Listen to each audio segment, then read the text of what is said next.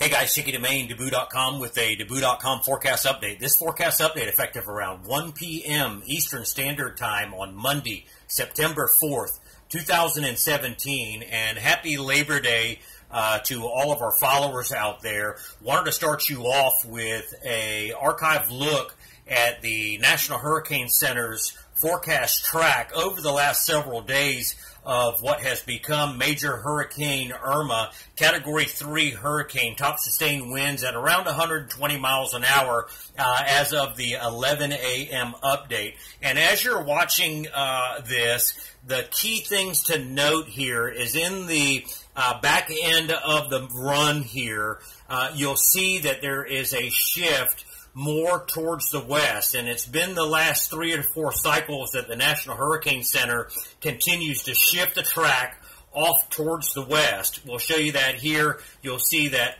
there is a dip towards the west-southwest, and then another move towards the west, and then the cone moves out towards the west. We'll back that up for you here and just kind of show it to you real quick.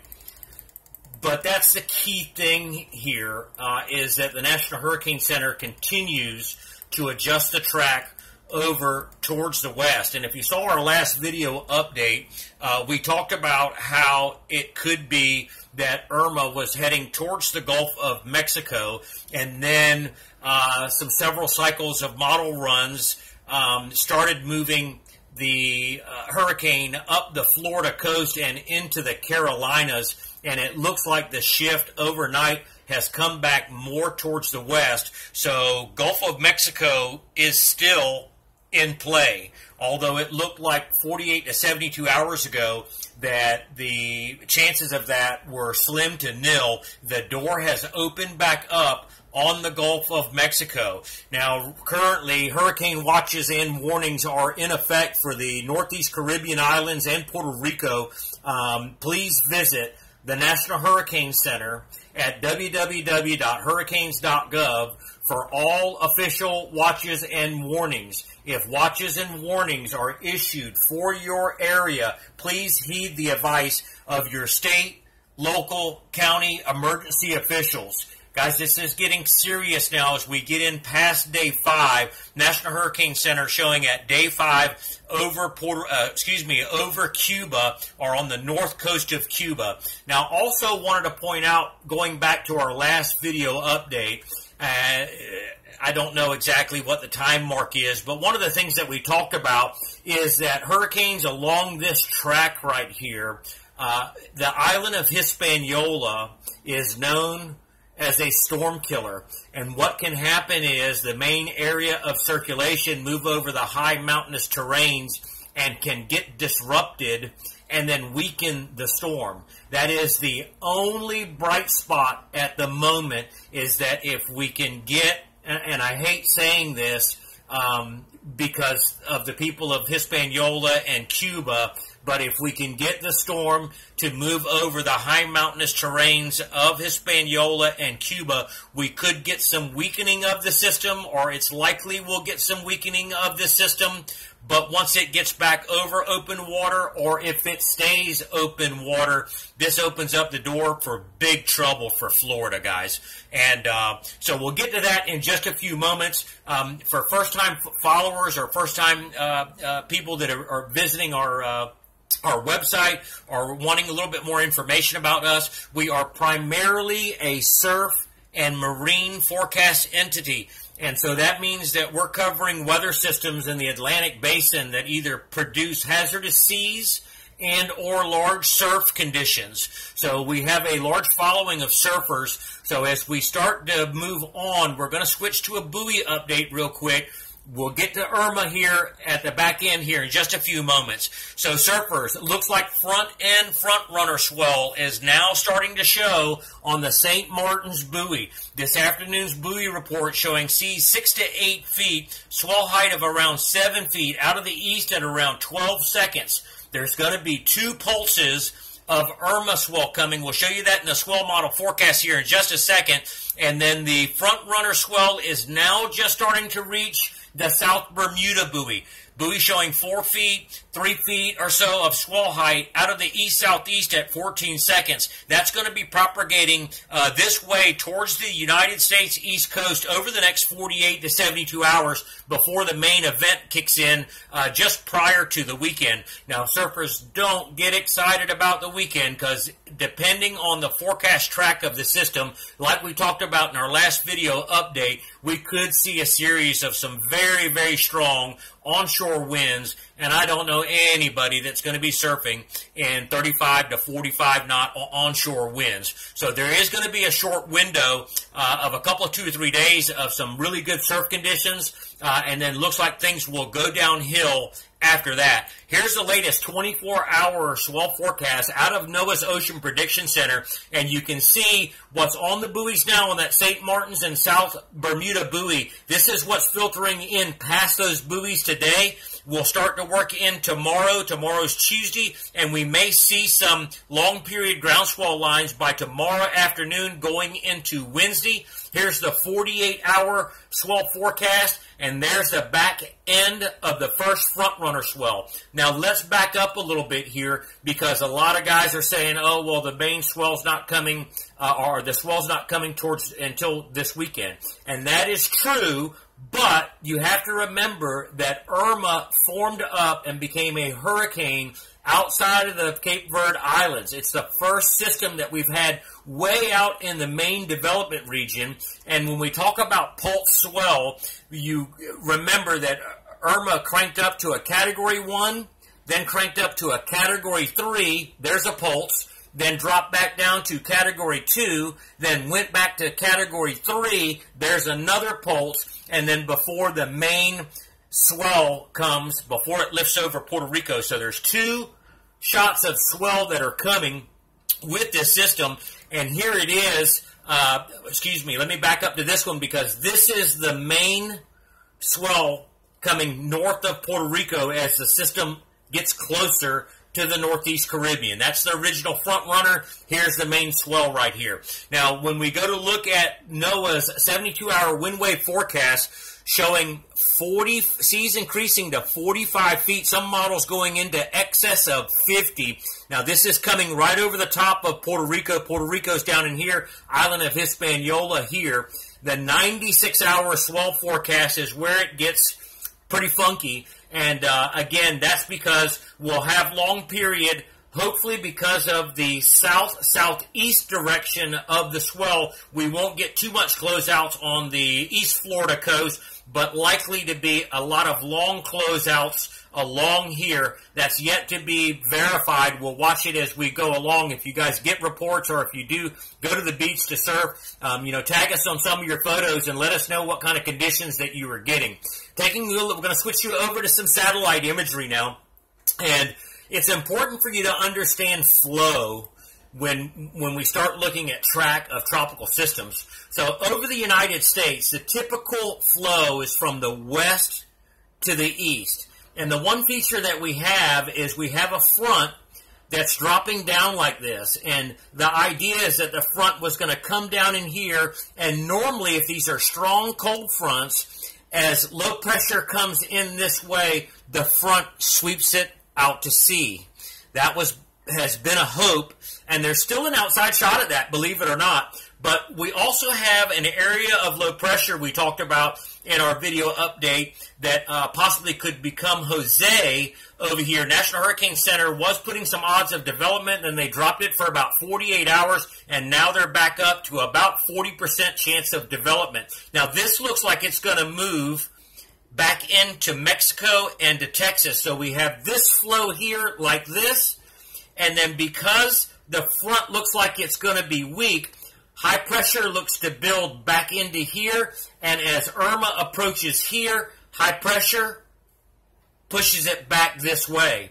Now, looking at the latest synoptic pattern, this is an old front here, and we always talk about the rule of thumb, always watch tail ends of fronts or along stalled or dying fronts for an area of low pressure to develop. And ironically, this front is going to drop down in here and it's going to stall, and likely try to dissipate. But if you look at the 96-hour surface forecast map, and I don't think I have it pulled up, it basically puts an area of low pressure, which is this feature here, at the tail end of the front.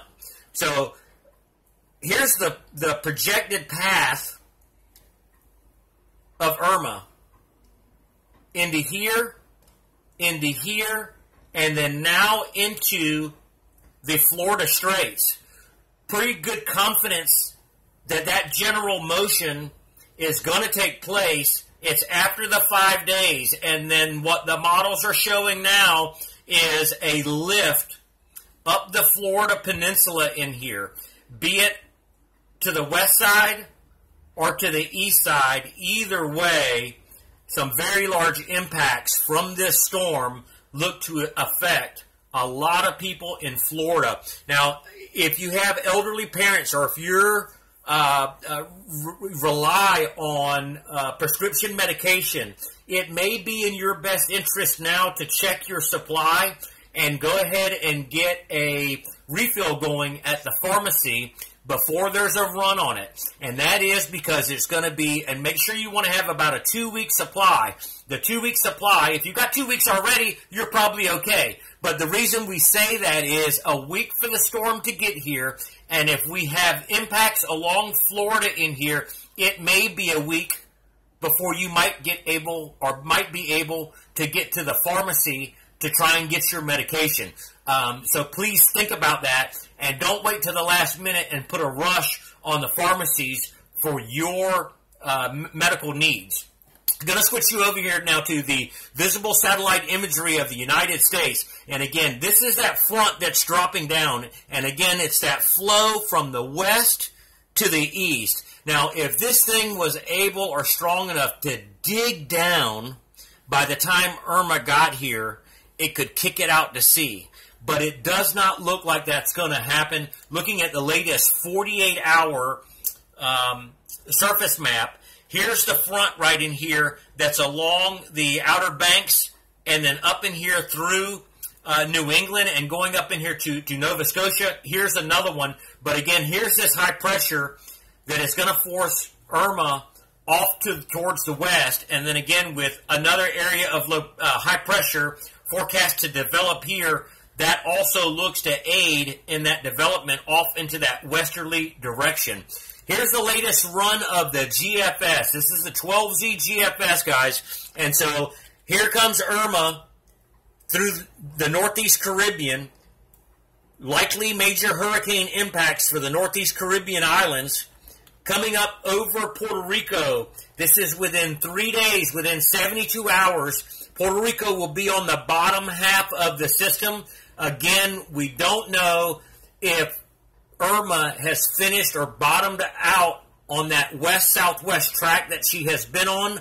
Obviously, if the system continues off into a west-southwest direction, that could put the center of Irma over the top of Puerto Rico. So that's why it's important to not focus on the exact track, but prepare for a major hurricane coming through your region, because any wobble, north or south, could have far negative effects on what you were thinking that was going to happen. Advance the model for you a little bit more, and this moves this right along the North Cuban coast through the Bahamas as a major hurricane, guys, into the Florida Straits, and this is on Sunday. So this is inside of 7 days, and then by a week from today, Monday, moving it up the East Florida coast. Now, let's talk about fake forecasts out there for just a few moments. Know who you're getting your information from, first of all. Make sure that who you get your information, especially on social media, make sure that person is reliable. You'll know by how many followers they'll have. You'll know by whether or not in the comment sections they have, and whether or not their page has been reviewed or not. I also will say this. On social media, it doesn't matter if it's Twitter, Instagram, or Facebook, the most key important thing to do is always verify date and timestamps. I have seen it many times before where someone will share an image or information, and that information is 3 to 4 days old already. All they did was they saw the headline, said, "Oh my God," and clicked share, not realizing that what they're sharing is information that is 4 to 5 days old. Always check the date and timestamps in all images and in all posts. Going to switch you over to the latest wind model forecast. And this is current now, showing IRMA east of the Northeast Caribbean islands. Going to move it into Tuesday. And here comes the possible major hurricane effects over the top of the Northeast Caribbean, going over Puerto Rico by Thursday, and off the coast of Hispaniola and the Dominican Republic by Thursday. Now look behind what is IRMA, and this is possibly Jose here as well. If the system in the Gulf of Mexico does not develop into Jose, then this would become Jose. If it does develop, then this would be Katia. We would get to the K names. Now, speaking of names, the I name storm since 1954 has been the most retired name since the Hurricane Center or the National Meteorological World Organization started retiring names. Let me pull this down for you just a little bit. Going into Friday, okay, we should still have good, strong surf along the U.S. East Coast, but here comes where onshore wind flow starts to pick up. Northeast Florida through South Florida, strong onshore flow developing. Saturday, here comes that strong onshore flow, guys. And again, I don't know of anybody that's going to be surfing in 35 to 45 knot northeast, east winds, whatever it may be. So, although everybody's getting pumped up for hurricane swell, it may not pan out. Your best chance to surf may be before Friday, and that's going to be it at the moment. Work you into Sunday, and you can see that this is the European model, by the way. We showed you the GFS just a second ago, but it is there's a lot of consistency between the models and the back-to-back runs lately.